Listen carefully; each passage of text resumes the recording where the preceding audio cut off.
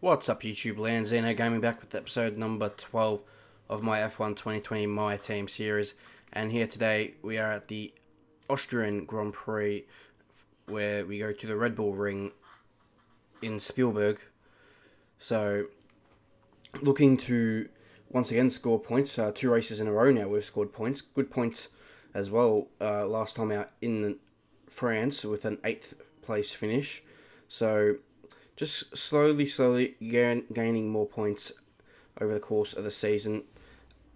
And we'll now move into qualifying for Austria. Not much to show from practice. It's pretty much the same as last year's game. Just do your programs, get your resource points.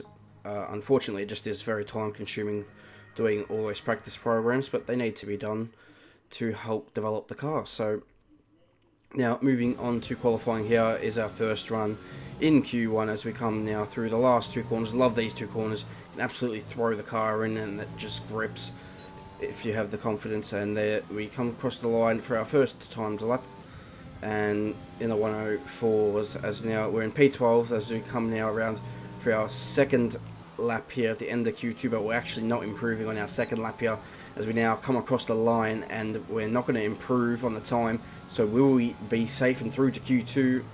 Just about P16. So our first lap was good enough here in Q1 as we now move to Q2 with our first run here in Q2, and we come through the last corner now using all the track available and a little bit more as we come across the line, and we're third fastest, now fourth fastest in this session so far. But now, second run here in Q2, we are doing a much better job here. And this is such a quick track here at Austria.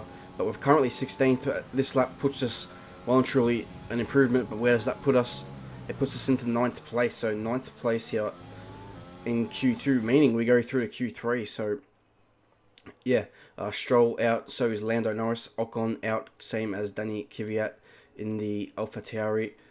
Also Giovinazzi and Gasly out here in Q2. So we move through to Q3, and this is going to be our flying lap from Q3, our one and only lap here in Q3 today, as we now on the run to turn 1, looking in between the 50 and 100 meter board for your braking point, using the curb, trying to use all the track on the outside as well. Open the DRS now up to 8th gear as we now swing around the left through turn 2 here. And now looking just after the 100 meter board for your braking point turn 3. Go a little bit deep, but we make the apex just about, trying to get on the throttle. Probably going to cost me a little bit of time on the exit there, so not ideal. And now just once again after the 100 meter board here for turn 4, trying to use all the track on the outside, and decent so far this lap as we now throw the car through turn 5. A little bit of a tighter entry there from myself on this occasion. Normally I like to be a little bit wider, but like how I did turn 6 there, as we now run to turn 8. And I love this corner, 50 meter board. That's where you brake and turn in, and just the car just sticks with these high downforce cars. As we now run to the line here, what can it be here in Q3? 10th place. So I'll take a 10th place. I wasn't sure. I did. Let's review our top 3 today. Hamilton, Bottas and Sebastian Vettel. Well, that wraps up qualifying, but don't worry, we'll be back tomorrow as we head into the Grand Prix.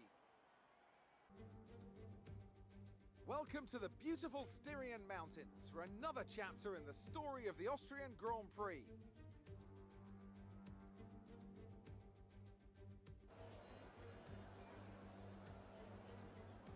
It's one of the shortest laps on the calendar today then, with 7 rights and just 3 lefts, making up the 10 corners of this high-speed circuit.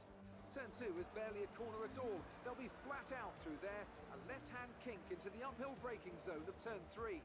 Turns 1, 3 and 4 are all potential opportunities to overtake. With me today, of course, is Anthony Davidson. Now, I want to talk to you about Valtteri Bottas. That was a great win in the last race. Can they keep that momentum going this weekend? There are never any guarantees in this business, but certainly the performance last time out would have boosted their confidence coming into this one. With the race minutes away from starting, here's what today's grid rundown looks like. Lewis Hamilton lines up on pole position, and Valtteri Bottas will line up alongside. As we continue through the rest of the grid today, we have Vettel, Leclerc, Max Verstappen, and Perez, Albon, Sainz, Ricciardo, and the captain, Stroll, Norris, Esteban Ocon, and Kvyat, Giovinazzi, Gasly, Kimi Raikkonen, and Roman Grosjean, Magnussen, Hubert, Russell, and Nicholas Latifi. That's it then, it's time to go racing as we head to trackside for today's race. After the points finish last race, let's aim to keep the momentum going. So welcome everybody here to the Austrian Grand Prix here today. You can see we have two different strategy options. We have either a one-stop or a two-stop strategy, a soft, medium, and a soft, hard. Last, in Canada, the two-stop strategy worked. In France, the one-stop strategy works. So with 36 laps here, and I wasn't sure, and then at the time, so we've decided to go with a two-stop here today. I'm not sure how tired we will be around this track, but a two-stop is the strategy of choice for now. Even though on paper the one-stop's a couple of seconds quicker, if we get a safety car, a two-stop is obviously going to be the quicker strategy, but who knows, especially around a short lap like Austria. I think we can make up that time, hopefully, in the race, but we'll see how we go here. We're going with the two-stop strategy. Either way, we have to start on the soft tyre here today, as we made it through the Q3 once again. So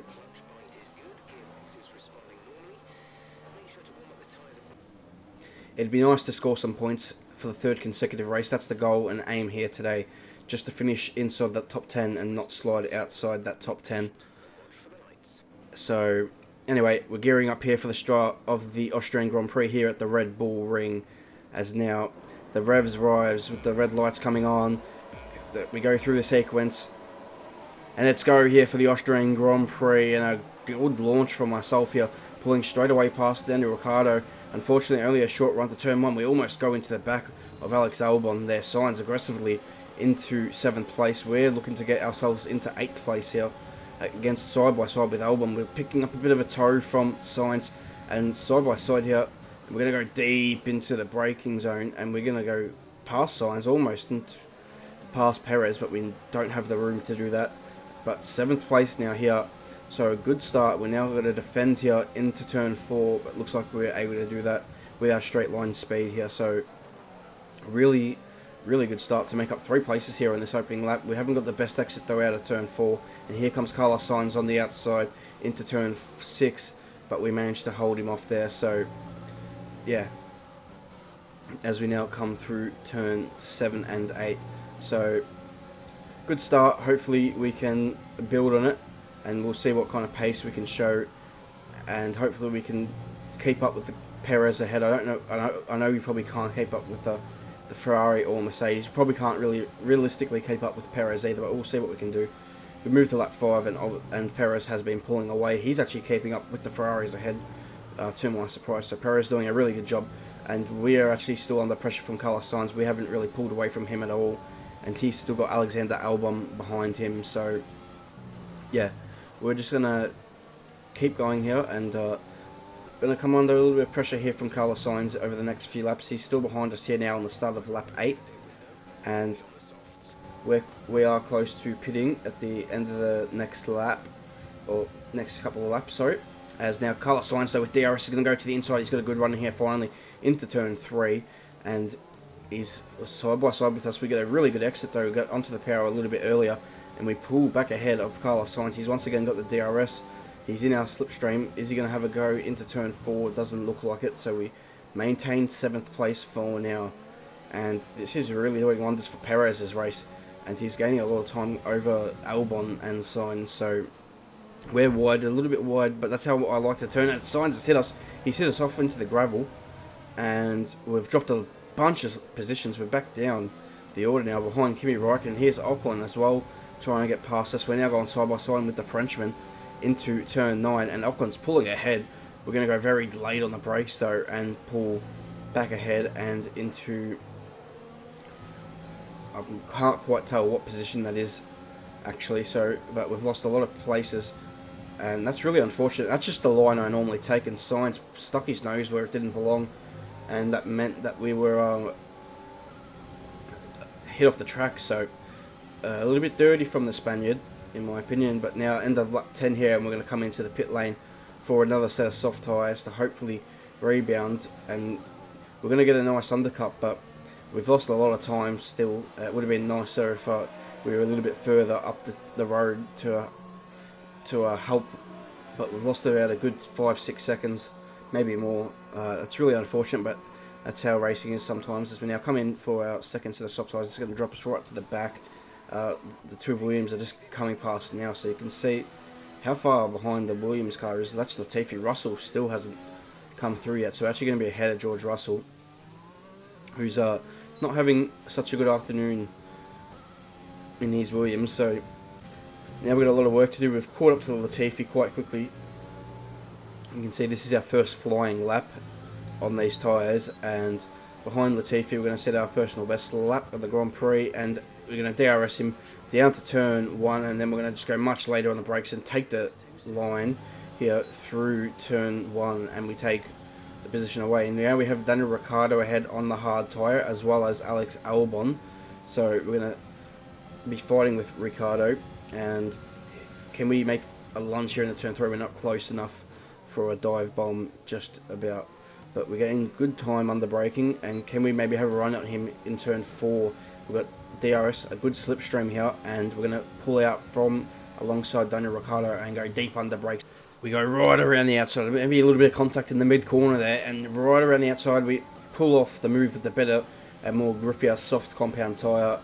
And we're now here in 15th place, chasing after Albon. Here's Sainz coming out the pit lane. He's been undercut by Albon, but Sainz wouldn't go a couple of laps further and put on a medium tyre, and I believe he is going to go to the end of this Grand Prix. We're still yet to make another stop. We're actually defending. He got a really nice slipstream on us into turn 3, and he outbraked us as well, but we're able to squeeze him off here on the exit of the corner and maintain the position.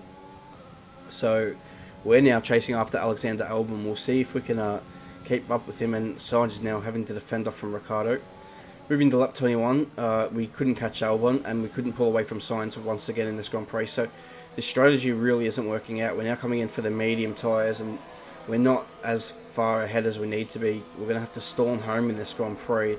Hopefully the medium tyres, we will be able to do that, but I'm not locking our chances at the minute. We chuck on the mediums, and we'll see how we go here as we exit the pits, back all the way 18th, 19th place as we exit here with Kevin Magnussen just coming out ahead of us. So we've got a lot of work to do. You can see Max Verstappen in 20th place.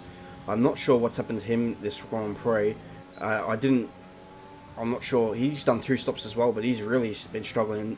Honestly, don't know how he's gotten so far behind. But anyway, we're coming here. Kevin Magnussen's going to be a bold move on the brakes, and we get alongside. And actually, at the apex, it's quite an easy move in the end, and made it quite simple.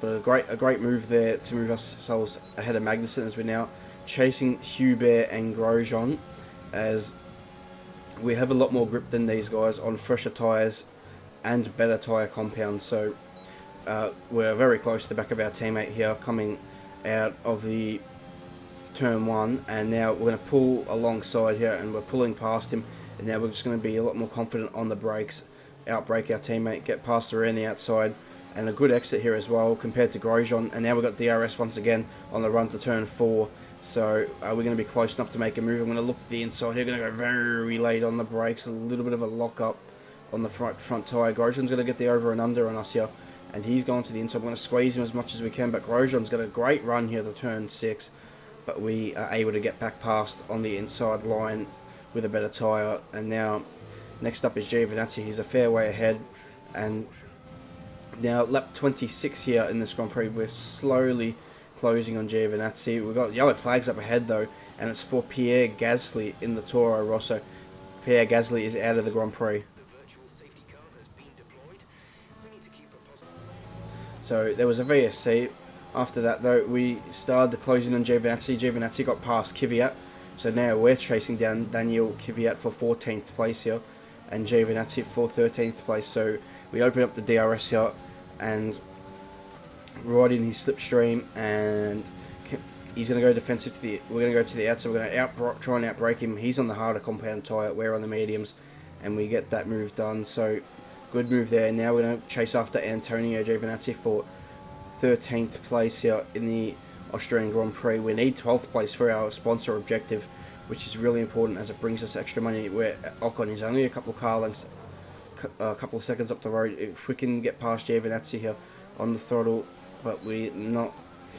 We get a decent exit. We've got the DRS here. We've turned off our overtake button. We're running low on fuel and energy, but we're not close enough into turn 4 to make a move, so we're going to have to wait for the next lap around here. So, coming now to 3 laps to go here. We need to get past Giovinazzi if we want a shot at Esteban Ocon at all, which is looking highly unlikely now, but DRS here down to turn 3. We're just not pulling close enough. That Ferrari powered car is very quick in a straight line, and now we short shift to 4th, and we're very aggressive on the throttle, and unfortunately the tyres could not hang with it, and we're dropping a few places here. That's really unfortunate, and we lose places to Kvyat and Verstappen, and that drops us back to 16th place here, as we now just ahead of Romain Grosjean. So that's a shame and really unfortunate, but we weren't going to score points here today anyway. We got the strategy wrong. We had a coming together with Carlos Sainz, which didn't help our race either. Maybe we had that extra 5-6 seconds in the pocket, we could have got to the points, but anyway, that's not how it goes sometimes in motor racing. Last lap here, and my tyres were pretty much finished after that spin. But anyway, we're going to come across the line here today for a lowly 16th place finish. Race over. Take care of the car on the way in.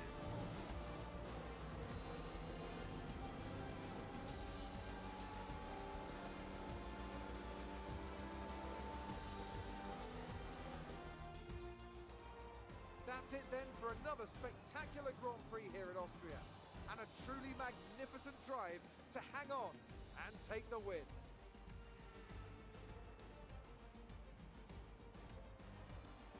Anthony, tell me, what was it that helped them achieve this success? I think that smart tyre management on track and very smooth driving definitely assisted in their victory today. That combination meant they got the absolute maximum out of their tyres at all times. Mercedes are on top form once again after an excellent race weekend.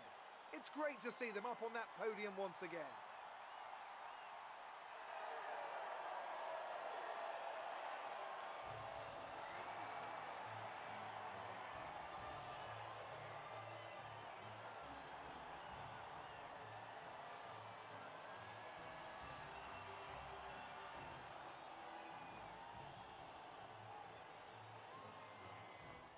So, let's review the driver's standings. More points for Valtteri Bottas, further solidifying his lead at the top of the table. Now, let's discuss, Ant, who would you say is a contender for driver of the day? That's got to be the Flying Finn. Wait, how many Flying Fins have we had now? Anyway, I'm talking about Bottas this time. Just great raw speed, and a good job in traffic as well. It's time to check out the constructors' standings. Mercedes continue to extend their lead. It's been an absolutely wild weekend of Formula One action. I can't wait to see what's next. So that was your Austrian Grand Prix today, guys. Valtteri Bottas winning the race with Lewis Hamilton in 2nd place. Vettel rounding out the podium 3rd. 4th for Ferrari is Charles Leclerc, with Perez finishing 5th in the Racing Point car. Prost 16th place. Just didn't have the pace in the race to hang with some of the midfield, and yeah, just we didn't make enough of a difference on our soft tyres, and yeah, pace lacked a little bit today in the race, unfortunately. So, also wrong strategy. Definitely should have went with the one stop. That was definitely the quicker strategy here today. Also, the collision with Carlos Sainz didn't help. Currently sitting 8th in the constructors' standings, trying to close down Alfa Romeo. So, Bottas has a little bit of a lead in the driver's standings. For me, driver's standings, I don't know what realistically we're probably aiming for. Maybe a top 12 kind of area for ourselves. Maybe 10th if we're lucky. We'll try and aim for a top 10 if we can get the car in. But you can see the team acclaim here improving. Unfortunately, we don't get that top 12 bonus, but we still do get the laps bonus. As now, you can see here, we got to redo a sponsorship renewal. We also need to do redo Hubert's contract, as you can see right here. And we don't have a lot of money because I spent $5 million in the last episode, not realising that Hubert's contract was up for renewal at this point. So that's just, and you can see here that the driver cares about more than just money. They care about how the team's facilities are, which we have improved a little bit. They also care about how, how much performance, I guess, your car has. And you can see how approach declines. So we're going to have to replace Hubert as a driver, and we probably can't afford his salary anyway because we don't have a lot of money to play with, unfortunately, just due to spending a lot of it. So we're going to have to go after a brand new driver here today. So I was looking through the options here, and the first driver, by looking through the options, I thought about was Jack Aiken. Jack Aiken looks like he had quite good stats for between all the other free agent drivers. I wasn't going to sign a current driver, didn't have that kind of money to do that. We needed a cheap option. Jack Aiken looked like a cheap option, $1.5 million here. So we approach Mr. Aiken. Make an offer to your driver. The more you offer, the greater the chance of them agreeing to it. But be careful not to insult drivers though. If you do, they might refuse to deal with you anymore in this negotiation period. So it's a negotiation period, and you get a couple of bites at it each day, apparently. So I decided to go with the high risk offer, and we're going to send that through now, and Aiken has declined that offer. So that's a little bit unfortunate. If we want to renegotiate with Aiken, we can do that if we simulate a day. But I then thought I'll have a look at the other options and see what we can get, and maybe if we can get something. I was looking for a cheap deal. I wasn't looking to get the quickest driver. I was looking for obviously a guy who had some pace and decent pace, and Oilot's not a bad option there. There's Joe, Seta Kamara, LAC. So there's options here. Then I saw Mick Schumacher, who had a pretty good pace stat of 77, which was similar to what Hubert's was when we started, and he's would be a cheap contract, only about $1 million. So we're going to come to negotiate here with Mick Schumacher about bringing him to Zeno Racing. I went with the high risk for Aiken. You can say it's a lot lower demands from Schumacher, so we go with the medium risk, and he accepts the offer. So Mick Schumacher is going to be our new driver here in Formula 1 for Zeno Racing. So he's going to compete in the second half of the season. Hubert couldn't score any points for us, which was a bit of a shame. We'll see if Mick can do any better. But you can see though, from our R&D tree, we've had a few failures on some components that we're going to have to throw resource back into, which is a little bit of a shame, as they don't come to the car as quickly. They get a little bit delayed, which is a bit unfortunate for the next Grand Prix, which will be Silverstone. So they probably won't be on the car for Silverstone, but they could be on the car for Hungary, which is really exciting, and that means we could have a quite good upgrade package for the Hungarian Grand Prix, which, if we can gain a fair bit of performance, would be very nice indeed. So we now going to just fill out our calendar with some sponsorship events and other things to help with the development of the team as a whole. And you can see we got low components. That's we did use that, do that Austrian Grand Prix. More potential partners become willing to work with us. We can now approach an additional sponsor from the corporate tab. We did do that Austrian Grand Prix with quite a warm power here, but here we go. We got a event which I would pass just about here. So with a couple of attempts at it, it's a difficult car to drive. These older generation cars are a lot less grip, but we get that done, no problems whatsoever. And that's just a little bit of money and a claim to add to the team, and hopefully that helps This week's financial. from the sponsors has cleared, and we're making good profit against our running costs. So that's always good to hear, that we're making good profit despite still spending money. We also will be getting a new sponsor because we got our claim up to level 10. You can see some bits coming on the car actually for Silverstone, which is a nice to see, but we can add now another sponsor, and I'm looking for something just with a bit of money, and so I sort it by money. I go to the top here and I see this satellite deal, which is the highest weekly, a good goal bonus, and the goal is 100 laps for the race weekend. I'll do that. I'll have no issue running some extra laps in practice just to get those up, and yeah, so that's quite good. You can see here we have a couple of major upgrades in the works, hopefully for the Hungarian Grand Prix. We also have this durability upgrade that just seems it can't get done. We just keep delaying it. We're finally going to put the resource into it to get that done for maybe Hungary as well. Won't be for Silverstone, which will be the next Grand Prix, the British Grand Prix. So if you guys enjoyed today's episode, please leave a like on this video. Subscribe to the channel if you're new for plenty more F1 2020 My Team content. And until the next video at the British Grand Prix for the Silverstone race, I'll see you next time. Till then, goodbye.